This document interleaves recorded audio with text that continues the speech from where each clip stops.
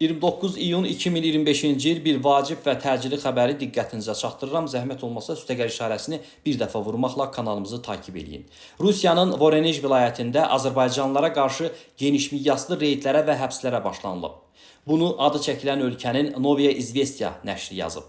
Bildirilib ki, Voronezhdəki Alekseyevski bazarı uzun müddətdir hüquq mühafizə orqanlarının diqqət mərkəzindədir. İldə bir neçə dəfə burada miqrasiya sahəsində pozuntuların aşkarlanması üçün reydlər keçirilir. Yerli sakinlər mütəmadi olaraq gəlmələrin davranışından və antisanitariyadan şikayət etdikləri iddia olunur.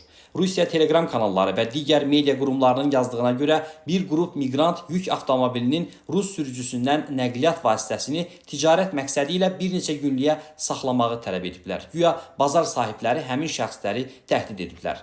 Mənbə həmin şəxslərin miqrant və Azərbaycanlı olduğu iddiasını irəli sürüb. Bildirilib ki, Rusiya Daxili İşlər Nazirliyinin Baş Miqrasiya Xidmətinin rəisi Polis general-polkovniki Andrey Kikot məsələni şəxsi nəzarətinə götürüb, iyunun 25-də Alekseyevski bazarında Daxili İşlər Nazirliyi və Rosqvardiya əməkdaşlarının iştirakı ilə qeyri-legal 2025 əməliyyat profilaktik tədbirləri çərçivəsində geniş miqyaslı reyd başlayıb.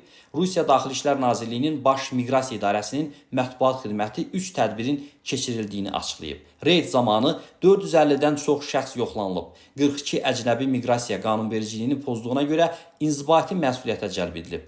Hərbi qeydiyyata alınma haqqında 17 çağırış vərəqəsi təqdim edilib.